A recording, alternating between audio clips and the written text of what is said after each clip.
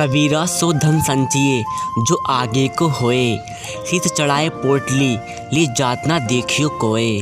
कबीर कहते हैं कि उस धन को इकट्ठा करो जो भविष्य में काम आए, अर्थात भगवान का भजन करो जो तेरा परलोक सुधर जाए। मृत्यु के बाद सिर पर धन की गठरी बांधकर ले जाते तो किसी को नहीं देखा।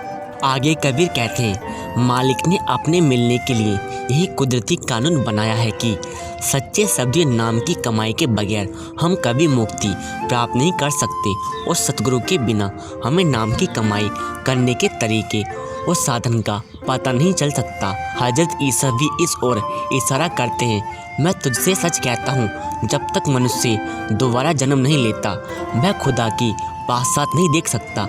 नया जन्म लेने से मतलब उस नाम या शब्द से जुड़ना है जिसे पाकर इस नाजवान संसार से हमारा संबंध टूट जाता है और हम अपने परम पिता परमात्मा के घर जाने के काबिल बन जाते हैं। जैसा कि गुरु नानक साहिब ने अपनी वाणी में फरमाया है, सतगुरु के जन्म में गमन मिटाइया।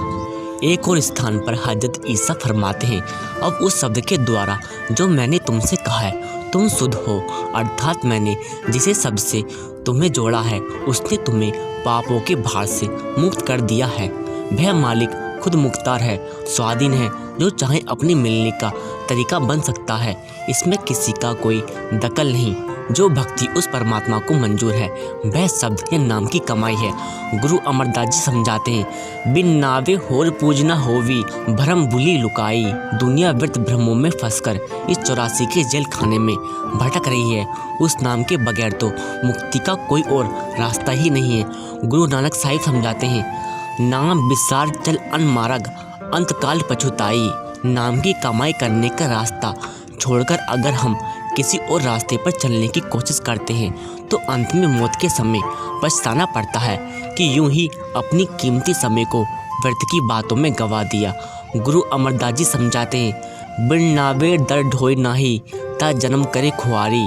शब्द या नाम की कमाई के बगैर मालिक के दरबार में जाने की कभी इजाज़त नहीं मिलती और यमदूतों के हाथों खराब होना पड़ता है। ही स्वामी जी महाराज समझाते हैं, गुरु कहे खोलकर भाई लग शब्द अनहद जाई। बिन शब्द उपावे न दूजा काया का छोटा न कूजा।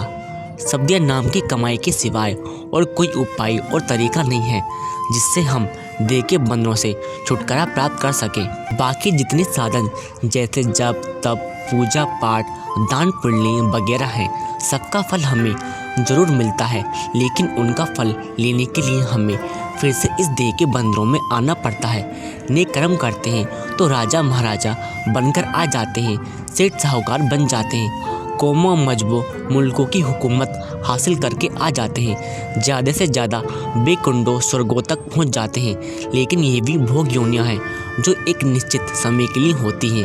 उसके बाद हमें 84 के जेल खाने में आना पड़ता है। लेकिन नाम की कमाई हमें हमेशा के लिए देह के बंधनों से आज़ाद कर देती है।